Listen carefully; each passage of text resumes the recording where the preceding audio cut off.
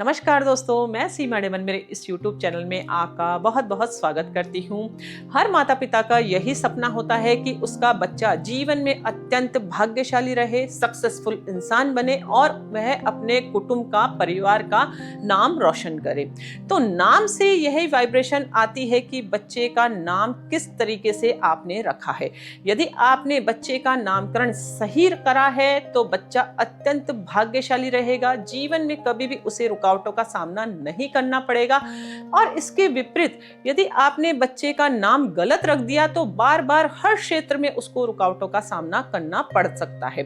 Even मैंने देखा है, कई केस स्टडी मैंने ऐसी करी है जिसमें बच्चे का नाम गलत है तो उसे हेल्थ इश्यूज भी क्रिएट होते हैं, बच्चा चिड़चिड़ा होता है, पढ़ाई में अच्छे से फोकस भी नहीं कर पाता है। तो आप माता पिता है तो क्या आप चाहेंगे आपके बच्चे का नाम बिल्कुल सही हो? तो आज यह वीडियो आपके लिए है दोस्तों। 4 स्टेप में मैं आपको बताऊंगी कि बच्चे का नामकरण किस प्रकार से किया जाना चाहिए। लास्ट वाला स्टेप आपको बिल्कुल भी स्किप नहीं करना है। तो चलिए शुरू करते हैं वीडियो। सबसे पहला स्टेप, बच्चे का नामकरण करते समय हमें सबसे पहले फर्स्ट अल्फाबेट पता होना चाहिए। फर्स्ट अल्फाबेट कैसे पता करें, सबसे बड़ा वाला प्रश्न है। तो इसका सॉल्यूशन यही है कि जो बच्चे की बर्थ डेट होती है उसके अनुसार आपको उसकी कुंडली बनानी है। बहुत सारे सॉफ्टवेयर अवेलेबल होते हैं, तो उसमें बच्चे की आप बर्थ डेट डालेंगे तो कुंडली बन जाएगी। वहां से आपको उसकी चंद्र राशि फाइंड आउट करनी है। चंद्र राशि के पीछे के नक्षत्र आपको पता करने हैं और नक्षत्र के पीछे कौन सा चरण है वह आपको पता करना है। जब आपको वह चीज पता चल जाए कि चंद्र राशि बच्चे की क्या है, क्या नक्षत्र है, कौन से चरण में बच्चा पैदा हुआ है, तो उसके आधार पर आपको नाम का फर्स्ट लेटर पता चल जाता है। स्क्रीन पर मैंने पूरे 27 नक्षत्र दिए हैं, तो हर एक नक्षत्र के आगे 4 अल्फाबेट होते हैं। तो जो भी नक्षत्र बच्चे का आता है और जो भी चरण आता है उसके अनुसार बच्चे का नाम का फर्स्ट लेटर हमें पता चल जाता है। यह तो हो गया फर्स्ट स्टेप। अब बात करते हैं सेकंड स्टेप। सेकंड स्टेप में आपको बच्चे की नाम की वाइब्रेशंस को चेक करना है। वाइब्रेशंस का मतलब होता है उस जो भी नाम हम रख रहे हैं वह अर्थपूर्ण होना चाहिए, वह सार्थक होना चाहिए, वह भगवत नाम पर होना चाहिए, अर्थात उसका कहीं ना कहीं मीनिंग भगवान के ऊपर आना चाहिए। तो वह नाम बहुत अधिक शुभ माना जाता है। उस नाम का प्रोनाउंसिएशन से पूरी पॉजिटिव एनर्जी क्रिएट होती है बच्चे के जीवन में, उसका आभा मंडल स्ट्रांग होता है। फॉर एग्जाम्पल, आपको नहीं समझ में आ रहा है तो मैं एग्जाम्पल आपको बहुत सिंपल देती हूँ जिससे आपको हर चीज क्लियर होगी। सपोज करो हम राम का नाम लेते हैं तो हमारे अंदर कैसी वाइब्रेशन क्रिएट होती है? पॉजिटिव वाइब्रेशंस क्रिएट होती है। यदि हम रावण का नाम हमारे मुख से निकालते हैं तो हमारे मुख पर कैसा आता है? नेगेटिव वाइब्रेशन आती है। इसी तरीके से हम सीता का नाम लेते हैं तो कैसी वाइब्रेशन आ रही है? पॉजिटिव वाइब्रेशन आती है। इसी तरीके से हम कैकेयी का नाम लेते हैं तो कैसी वाइब्रेशन आएगी? हमारे नेगेटिव वाइब्रेशंस आएगी। इसलिए नाम का अर्थपूर्ण होना भी बहुत अधिक जरूरी है, उसका वाइब्रेशन पॉजिटिव होना भी जरूरी है। सेकंड स्टेप आपको यह फॉलो करना है। अब हम आते हैं थर्ड स्टेप पर। थर्ड स्टेप में आपको क्या करना है? बच्चे की जो डेट ऑफ बर्थ है, बच्चे का जो नाम है, वह नाम आपको न्यूमरोलॉजी के अकॉर्डिंग प्लस एस्ट्रोलॉजी के अकॉर्डिंग भी चेक करना जरूरी है। ऐसा क्यों करना जरूरी है? क्योंकि जो हमारी कुंडली में सबसे मजबूत ग्रह होता है वही सबसे पावरफुल होता है और वही सबसे अच्छा रिजल्ट आपको देने में सक्षम है। इसी तरीके से न्यूमरोलॉजी में जो मूलांक और भाग्यांक निकल कर आए हैं वह नंबर भी आपके जीवन में कहीं ना कहीं सबसे बड़ा रोल प्ले करते हैं। क्योंकि वह आपको गॉड गिफ्टेड प्राप्त है, वह आपकी डेट ऑफ बर्थ के अकॉर्डिंग निकाले जाते हैं।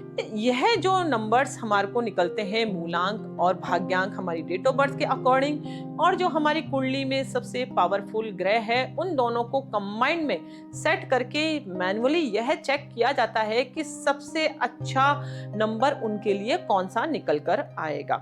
कुंडली को भी चेक किया जाता है प्लस न्यूमरोलॉजी में भी मूलांक भाग्यांक को भी चेक किया जाता है। दोनों के आधार पर सबसे लकी नंबर फाइंड आउट किया जाता है। लकी नंबर जब हमारे पास फाइंड आउट हो जाता है तो जो नाम हमने प्रोनोलॉजी के अकॉर्डिंग सेट करे हैं उन्हें फिर न्यूमरोलॉजी के अकॉर्डिंग चेक किया जाता है। न्यूमरोलॉजी में हर एक अल्फाबेट का एक डिजिट होता है, उसे डिजिट में कन्वर्ट करके उसका टोटल नंबर जो निकाला जाता है वह लकी नंबर के ऊपर निकाला जाता है। जो भी लकी नंबर हमारे पास आया है उसी नंबर पर हमें नाम को पूरा सेट करना पड़ता है, और जो नाम है उसमें सरनेम भी ऐड किया जाता है, क्योंकि सरनेम को हम स्किप नहीं कर सकते। सरनेम हमारे जीवन में पूर्वजों का आशीर्वाद को रिप्रेजेंट करता है, तो इसे बिल्कुल भी आप स्किप नहीं कर सकते हैं, इसलिए सरनेम भी ऐड होता है। ये थोड़ा सा आपको टिपिकल लग रहा होगा अभी इसको समझने में, तो नेक्स्ट वीडियो में आपको बिल्कुल प्रैक्टिकली करके बताऊंगी। अभी मैं आपको ऑरली बता रही हूँ कि कौन कौन से स्टेप फॉलो किए जाते हैं ताकि आपके माइंड में सेट हो सके हर चीज।